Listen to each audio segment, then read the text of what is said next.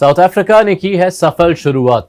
पहले हफ्ते में 2 मुकाबले, दोनों में जीत और साथ ही नेदरलैंड्स नाम का जो साया उनके ऊपर मंडरा रहा था वो भी हटा दिया है अपने सर के ऊपर से। अब उनके सामने आएंगे बांग्लादेश, जिन्होंने अपनी कैंपेन की शुरुआत की अपने राइवल्स श्रीलंका को हरा के। क्या उम्मीद कर सकते हैं इस मुकाबले से जो कि खेला जाएगा न्यूयॉर्क में? आइए जानते हैं ESPN क्रिक-इन्फो टाइम आउट हिंदी में, जहां पर इस विश्व कप पहली बार हमारे साथ जुड़ रहे हैं भारत के अंतर्राष्ट्रीय क्रिकेट के सबसे सफल गेंदबाज, क्रिक-इन्फो के खास Anil Kumble. Sir, thank you so much for your time. Thank you. South Africa की गेंदबाजी जिस तरह से न्यूयॉर्क में भारी पड़ी है दोनों टीम्स पर, और बांग्लादेश के बल्लेबाज जो उस 120 के चेज में काफ़ी लड़खड़ाए थे, ये इट वुड फील लाइक यही डिसाइसिव कॉन्टेस्ट है इस मैच में। ज़रूर, क्योंकि अगर आप देखी जाए तो पिच का तो एक सबके दिमाग में तो रहेगा ही, स्पेशली बैट्समैन के, क्योंकि यहाँ पे कोई बल्लेबाज ऐसे नहीं दिखा है कि आराम से कंफर्टेबल खेल रहे हैं, क्योंकि वो पिच में तो कुछ तो है, सीम मूवमेंट है, बाउंस वेरिएबल है, आसानी के साथ आप शॉट्स नहीं मार सकते। लेकिन साउथ अफ्रीका यहाँ पे 2 मैच खेले हैं, दोनों इंटरनेशनल। बांग्लादेश एक प्रैक्टिस मैच खेले भारत के साथ, थोड़ा आइडिया है उनको क्या एक्सपेक्ट करना है। लेकिन मुझे लगता है कि साउथ अफ्रीका की बैटिंग जो शुरुआत पहले 4 बैट्समैन की रन नहीं बनी है, अगर वो बन जाता है तो फिर वो कंसोलिडेट करके जाएंगे। बॉलिंग तो बहुत बढ़िया है, 4 फास्ट बॉलर है, काफ़ी मुश्किलें पड़ेंगे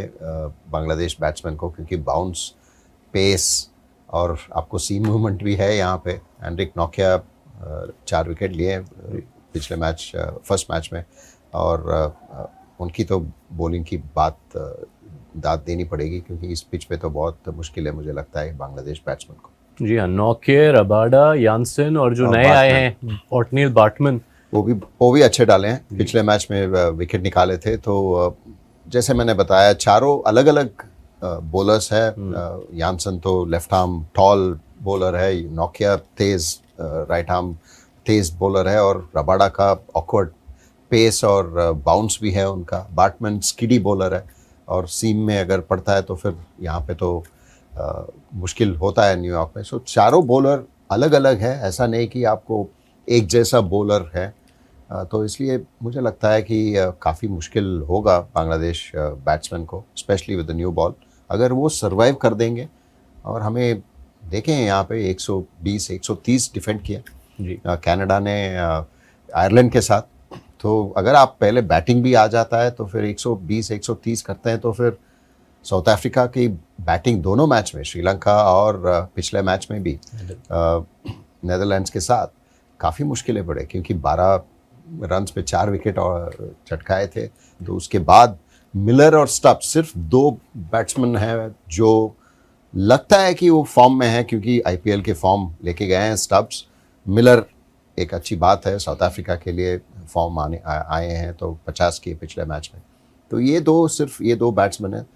अगर बांग्लादेश उनको जीतना है तो फिर उनकी बैटिंग ज़्यादातर अच्छी होनी चाहिए। जो उनके बल्लेबाजी में जो पर्सनल है, उनमें आपके हिसाब से कौन से बल्लेबाजों पर सबसे ज़्यादा रिस्पॉन्सिबिलिटी आती है इस दूसरे अंदाज में खेलने की? लिटन दास, मुझे लगता है कि लिटन दास ज़रूर उनके ऊपर काफ़ी रहेगा दबाव, क्योंकि वो अच्छे प्लेयर है, पिछले मैच में भी अच्छे रन्स बनाए। शाकिब अल हसन, ये 2 एक्सपीरियंस बैट्समैन है। बाकी सब आपको स्ट्रोक मेकर है। शांतो अच्छा प्लेयर है, पिछले मैच में रन नहीं बना। सौम्या तो बहुत टैलेंटेड है, पता नहीं, वो लगता है कि आज रन बनेगा, क्योंकि वैसा बैट्समैन है वो, क्योंकि वो कभी भी चेंज कर सकता है मैच को। लेकिन उसने रन नहीं बनाया है, तो ये मुश्किल बांग्लादेश बैट्समैन को होगी। लेकिन मुझे लगता है कि लिटन दास और शाकिब, ये 2 उनके एक्सपीरियंस बैटर्स के पास रहेगा कि इस मैच जीतना हो तो दोनों रन बनाने पड़ेंगे। तो ये हुई बांग्लादेश के बल्लेबाजी की बात, जो कि उनके लिए तो बहुत बड़ा चैलेंज है साउथ अफ्रीका के बॉलिंग अटैक के सामने। लेकिन जैसा अनिल सर ने बताया, साउथ अफ्रीका की अगर एक ओपनिंग है जिसको एक्सप्लॉइट कर सकते हैं बांग्लादेश, तो वो है टॉप ऑर्डर। इस पूरे साल सिर्फ इन 2 मैच में नहीं, क्विंटन डिकॉक और एडन मार्करम के बल्ले से ज़्यादा रन नहीं आए हैं।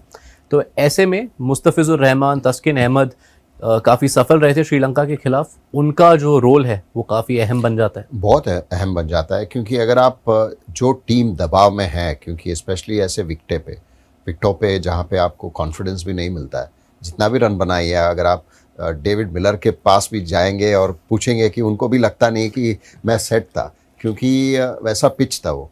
तो अगर आपकी रन नहीं बन रहा है, क्विंटन डिकॉक, एडन मार्करम की रन नहीं बन रहा है, तो फिर आप उनको चांस देंगे, अगर ख़राब बॉलिंग डालेंगे तो फिर आसान हो जाएगा उनको। अगर आप अच्छे एरियाज़ में डालते रहेंगे, ज़्यादातर ऐसे पिचों पे बॉलर्स को लगता है कि हर बॉल पे विकेट ले सकते हैं।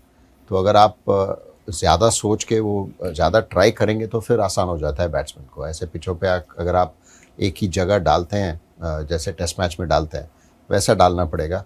तो बांग्लादेश बॉलर्स मुस्तफिजुर अच्छे डाले हैं पिछले मैच में भी, और टास्किन भी बहुत अच्छे डाले हैं। तो ये दोनों ज़रूर न्यू बॉल जो पावर प्ले में है, अगर वो दबाव डाल सकते हैं साउथ अफ्रीका के ऊपर, वो पावर प्ले में विकेट्स लेना पड़ेगा। बांग्लादेश की गेंदबाजी की बात कर रहे हैं तो इस वर्ल्ड कप के पहले हफ्ते में जो एक stand out young leg spinner आए हैं उनका जिक्र तो करना ही पड़ेगा। आपने रिशाद हुसैन को देखा होगा श्रीलंका वाले मुकाबले में, क्या लगा आपको? What is it about him? क्या स्पार्क्स हैं? नहीं, काफ़ी तेज़ डालते हैं और अच्छा एक्शन है उनका, अच्छे एरियाज़ में डालते हैं। अगर आप देखें तो फिर लेग ब्रेक टर्न हो रहा था उनका, जैसे हसरंगा को आउट किया उन्होंने पहली बॉल पे ऐसे। तो ये क्लासिकल लेग स्पिनर का डिसमिसल है। गुड बाउंस ही गेट्स, तो इस विकेट पे तो ज़्यादा बाउंस मिलेगा ही। न्यूयॉर्क के पिच में तो डैलस में उनको टर्न मिल रहा था, तो यहाँ पे पता नहीं कितना घूमेगा, लेकिन ज़रूर स्टॉप होके तो जहाँ पे सीम होता है आपको ज़रूर एडजस्टमेंट करना पड़ेगा, लेकिन you will get the turn. तो ये मुझे लगता है कि उनके पास है। और पहले मैच में ही अगर आपको 3 विकेट मिला और अच्छी प्रदर्शन है तो फिर जिताए भी मैच को, तो आपको कॉन्फिडेंस रहेगा इस मैच में। तो और साउथ अफ्रीका के ज़्यादातर आसानी के साथ नहीं खेलते स्पिन को, सिवाय क्लासन के। वो भी रन नहीं बनाए पिछले काफ़ी आईपीएल। अगर आप लास्ट स्टेजेस का मैचेस भी देखें तो फिर शुरुआत कैसे किए थे और लास्ट में कैसे खेले, उसमें थोड़ा अंतर था क्लासन का भी।